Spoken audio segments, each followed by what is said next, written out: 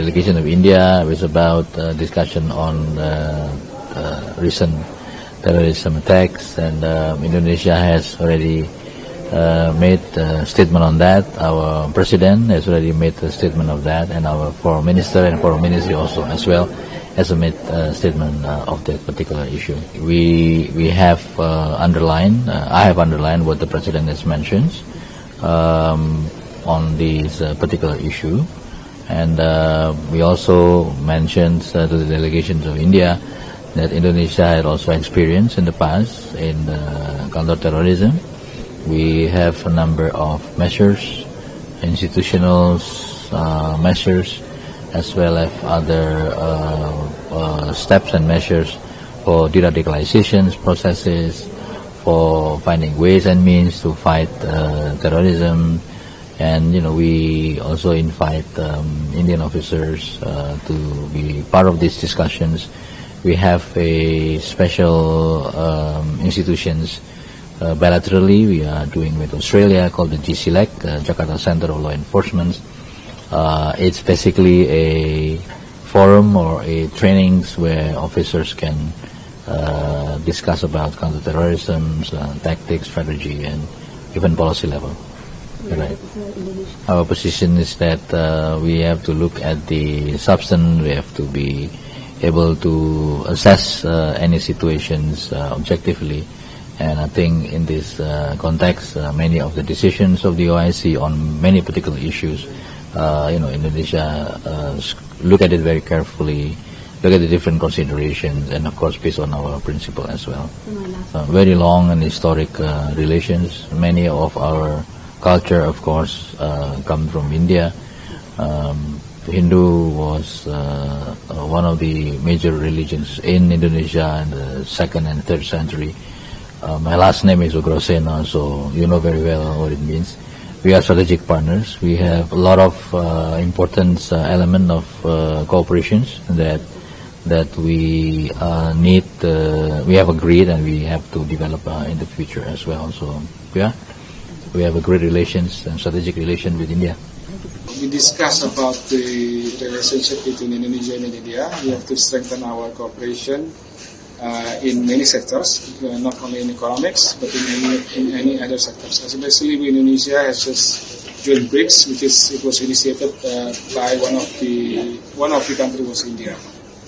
We Indonesian government since the beginning, we always put forward the communication and also dialogue between any other countries. And we also mentioned regarding about the joint statement, so we can put forward dialogue and also communication. We also believe that we agreed on act of terrorism is something that we don't want in the world. Hopefully, as I mentioned before, regarding Indonesia has just joined BRICS, I think of course Indonesia and India will have a closer relationship as well, especially after the Indonesian president visited India, I think a few months ago for the National Day, and also we're going to meet in many events, conference, of course, because of BRICS as well.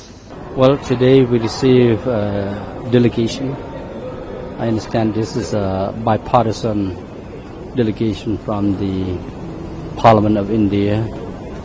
As you know, as in India, we have comprehensive strategic partnership, and their interest, of course, in the issue of transnational crime, how we can work together to address issues such as terrorism, to focus on counter-terrorism cooperation.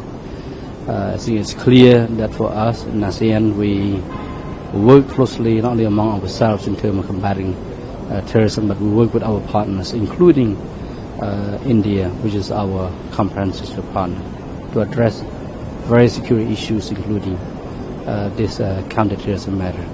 So I would say that the discussion basically zeroed in on this issue, what more can be done between ASEAN and India. So we look forward to continue to strengthen our cooperation in this area. Well, they brief us on what happened on April 22nd.